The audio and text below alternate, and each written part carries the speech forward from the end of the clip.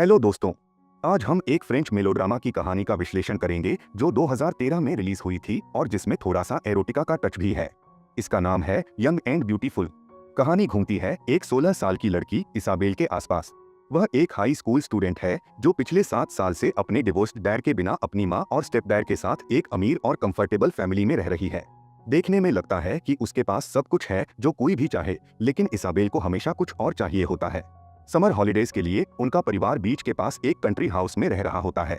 Isabelle बिना swimsuit के sunbath कर रही होती है और उसका छोटा भाई विक्टर उसे बाइनाक्यूलर्स से छुपकर देख रहा होता है। इसाबेल का चिल करना डिस्टर्ब करके विक्टर उसे बताता है कि एक जर्मन टूरिस्ट फेलिक्स उनके घर आया है और इसाबेल में इंटरेस्ट ले रहा है। इसाबेल को फेलिक्स में बिल्कुल भी इंटरेस्ट नहीं होता क्योंकि उसे लगता है कि वह काफी बोरिंग और स्टूपिड है। बाद में घर लौटकर इसाबेल और विक्टर अपने फैमिली फ्रेंड्स पीटर और वेरोनिका के साथ टाइम स्पेंड करते हैं। लंच के बाद सब अपने अपने रूम में जाकर रेस्ट करते हैं। पेरेंट्स तो अपनी डेली रूटीन फॉलो करते हैं, लेकिन विक्टर फिर से अपनी बड़ी बहन इसाबेल को स्पाई करते हुए देख लेता है जब वह एक तकिए के साथ अपने आप को सेटिस्फाई कर रही होती है। नेप के बाद विक्टर और इसाबेल वापस बीच पर जाते हैं। फेलिक्स को आते हुए देखकर विक्टर इसाबेल को उससे बात करने के लिए इन्वाइट करता है। तकिए के साथ खेलने के बाद इसाबेल थोड़ा डिजायर फील करती है और फेलिक्स के साथ डेट पर जाने के लिए मान जाती है। शाम को वह मीटिंग के लिए तैयार होती है, मेकअप लगाती है और विक्टर उसे चिढ़ाता है कि वह इजी गर्ल लग रही है। इसाबेल प्रॉमिस करती है कि डेट के डिटेल्स शेयर करेगी अगर विक्टर पेरेंट्स को डिस्ट्रैक्ट करके उसे चुपके से निकलने में मदद करे। डेट पर जाकर इसाबेल और फेलिक्स पार्क में टाइम स्पेंड करते हैं और फिर बीच पर चले जाते हैं। एक रोमांटिक सेटिंग में तारों की रोशनी और समंदर की आवाज के बीच इसाबेल और फेलिक्स इंटीमेट हो जाते हैं, लेकिन इसाबेल को बिल्कुल मजा नहीं आता। एक पॉइंट पर उसे लगता है कि वह अपने आप को बाहर से देख रही है और थोड़ा डिस्टर्ब और डिस्कस्ट फील करती है। घर लौटकर इसाबेल एडमिट करती है कि उसने अपनी वर्जिनिटी लॉस कर दी है, लेकिन वह बोलती है कि इस टॉपिक पर और बात नहीं करनी। उसे अपना पहला अनुभव पसंद नहीं आता और वह अपने भाई को कहती है कि पेरेंट्स को कुछ न बताए वरना घर में एक बड़ी लड़ाई शुरू हो सकती है। अगली सुबह फैमिली और उनके दोस्त बीच पर जाते हैं जहाँ उनकी मुलाकात फेलिक्स से होती है। फेलिक्स थोड़ा रोमांटिक और अटेंटिव बनने की कोशिश करता है, लेकिन जब इसाबेल उसके साथ अकेली होती है तो वह उसे पूरी तरह इग्नोर कर देती है। उसी शाम फैमिली इसाबेल का 17वां बर्थडे सेलिब्रेट करती है। कुछ दिनों बाद उनकी वेकेशन खत्म होती है और सब अपना सामान पैक करते हैं। कंट्री हाउस छोड़कर फैमिली पेरिस वापस लौट जाती है। रास्ते में विक्टर को फेलिक्स दिखता है और वह अपनी बहन का ध्यान उसकी तरफ डाइवर्ट करने की कोशिश करता है, लेकिन इसाबेल के लिए यह सिर्फ एक गुजरा हुआ रोमांस था जो अब उसके लिए बीते समय की बात बन चुका है। जैसे ही ऑटम शुरू होता है, इसाबेल एक डेटिंग साइट पर अपनी दिवंगत दादी के नाम और एक फेक उम्र के साथ रजिस्टर करती है। वह अपने आप को 20 साल का क्लेम करके अपने से काफी बड़े आदमियों के साथ डेटिंग करने लगती है, पैसों के लिए। अपने लुक्स को और अधिक सेक्सी बनाकर वह एक होटल जाती है और रूम 6095 तक पहुंचती है, जहां जॉर्ज नाम का एक बुजुर्ग आदमी जो अपनी उम्र के बारे में झूठ बोल रहा था उसका इंतजार कर रहा होता है। इसाबेल को इस तरह की धोखाधड़ी से डर नहीं लगता क्योंकि वह हर वह चीज करने के लिए तैयार रहती है जो उसे वादे के 300 यूरो दिलवा सके। इसाबेल लालच में आकर जल्दी ही जॉर्ज के साथ समय बिताने लगती है। जॉर्ज उसे उदारता से पेमेंट करने के लिए तैयार होता है, चाहे वह एक रात हो या पूरा वीकेंड, लेकिन इसाबेल उसे चेतावनी देती है कि वह सिर्फ वीकडेज और दिन के समय ही काम करती है। इसका कारण उसके माता पिता का सख्त नियंत्रण और स्कूल है, लेकिन वह इस बारे में जॉर्ज को कुछ नहीं बताती। घर लौटकर इसाबेल अपने बेडरूम के वॉलेट में कमाई हुई पैसे रखती है और अपने भाई के साथ समय बिताती है। शाम को वह डेटिंग साइट पर नए क्लाइंट्स के साथ चैट करती है और एडल्ट फिल्में देखती है। स्कूल में अपनी असली पहचान को बनाए रखते हुए इसाबेल अपनी दोस्त से झूठ बोलती है कि वह अभी भी वर्जिन है। वह मानती है कि वह एक बड़े आदमी के साथ डेट कर रही है, लेकिन दावा करती है कि वह आदमी 30 के आसपास का है, यह बताए बिना कि वास्तव में वह लगभग 80 साल का है। रेसेस के दौरान क्लेयर उसे बताती है कि उसकी एक दोस्त पैसों के लिए मर्दों के साथ डेट करती है। क्लेयर यह भी मानती है कि वह भी ऐसा कर लेती अगर कोई ऐसा ईमानदार आदमी मिल जाता जो उसकी शॉपिंग का खर्च उठा सके। इसाबेल अंदर ही अंदर खुश होती है क्योंकि वह पहले ही अपनी बॉडी का इस्तेमाल करके पैसा कमा रही है, लेकिन वह यह राज क्लेयर से भी साझा नहीं करती। स्कूल के बाद इसाबेल अपनी माँ से झूठ बोलती है कि उसे एक्स्ट्रा क्लासेस लेनी है और अपने क्लासमेट के साथ एक प्रोजेक्ट पर काम करना है। पढ़ाई लिखाई और भविष्य के बारे में सोचने के बजाय इसाबेल सीधे एक टॉयलेट में जाती है, जहां वह एक साधारण स्कूल गर्ल से एक सेक्सी बोल्ड लड़की में ट्रांसफॉर्म हो जाती है। एक और डेट के लिए जल्दी में वह एक आदमी को सेड्यूस करती है और उसकी सारी डिमांड्स पूरी आज्ञाकारी से करती है, लेकिन क्लाइंट उसको पूरा पेमेंट नहीं करता, सिर्फ वादा किए गए अमाउंट का आधा ही देता है। उसका कहना होता है कि इसाबेल इससे ज्यादा की हकदार नहीं है और वह यह भी गेस कर लेता है कि वह अपनी उम्र के बारे में झूठ बोल रही है। उसने धमकी दी कि अगर वह चाहे तो उसके माता पिता को बता सकता है कि वह क्या करती है। यह सब समझने के बाद इसाबेल अपनी सर्विस की कीमत बढ़ा देती है और एडवांस में पैसा लेना शुरू कर देती है ताकि कोई और उसे धोखा न दे सके। उसके माता पिता नोटिस करते हैं कि वह शावर में ज्यादा समय बिता रही है और अपने दांत बार बार ब्रश कर रही है, लेकिन उन्हें समझ नहीं आता कि यह सब क्यों हो रहा है। शाम को माता पिता उसे थिएटर चलने के लिए कहते हैं। इसाबेल पहले मना करती है, लेकिन उनकी जिद के आगे हार मान जाती है और अपनी फैमिली के साथ शाम बिताने के लिए तैयार हो जाती है। थिएटर के इंटरमिशन में इसाबेल थोड़ा वॉक करने के लिए हॉल में जाती है और वहीं अचानक अपनी माँ को पीटर के साथ देख लेती है। उसे एहसास होता है कि उसकी माँ पैट्रिक को धोखा दे रही है। इसी दौरान वह जॉर्ज को एक यंग लड़की के साथ देख लेती है और उसे एक ऑकवर्ड सिचुएशन में डाल देती है। उसके बाद इसाबेल को जॉर्ज का एक मैसेज मिलता है जिसमें वह मीटिंग की बात करता है। वह फिर से जॉर्ज के होटल जाती है और उसके साथ समय बिताती है। जॉर्ज अपनी उम्र के बावजूद इसाबेल को प्लेजर देना जानता है और वह एक अकेला आदमी बन जाता है जिसके साथ इसाबेल को अच्छा लगता है। जॉर्ज इसाबेल के लिए जेंटल और अटेंटिव होता है, लेकिन वह समझ जाता है कि इसाबेल अपनी उम्र के बारे में झूठ बोल रही है। सच्चाई यह होती है कि वह थिएटर में अपनी बेटी के साथ था और एक्सपोज होने से डर रहा था, लेकिन उसने महसूस किया कि इसाबेल अपने माता पिता के साथ है और वह बिल्कुल नहीं चाहती कि उसके माता पिता जान लें कि वह पैसा कैसे कमा रही है। जब इसाबेल वहां से जाने लगती है तो जॉर्ज थोड़ा जलन के साथ पूछता है कि उसके कितने क्लाइंट्स हैं, लेकिन इसाबेल इस सवाल को इग्नोर कर देती है। पेरिस के सारे बूढ़े मर्दों को संतुष्ट करते हुए इसाबेल बड़ी शिद्दत से अपने पैसे कमा रही है। जब इसाबेल घर वापस आती है तो देखती है कि उसका छोटा भाई धीरे धीरे बड़ा हो रहा है और अब लड़कियों में रुचि लेना शुरू कर रहा है।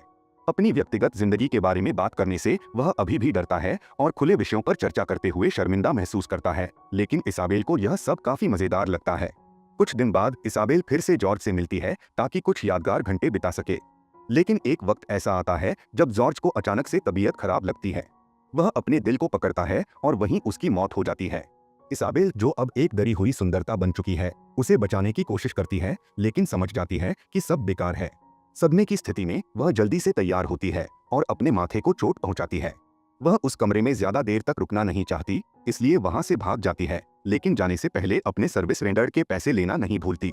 सर्दियों की शुरुआत के साथ ही पुलिस सिल्वी के अस्पताल पहुंचती है।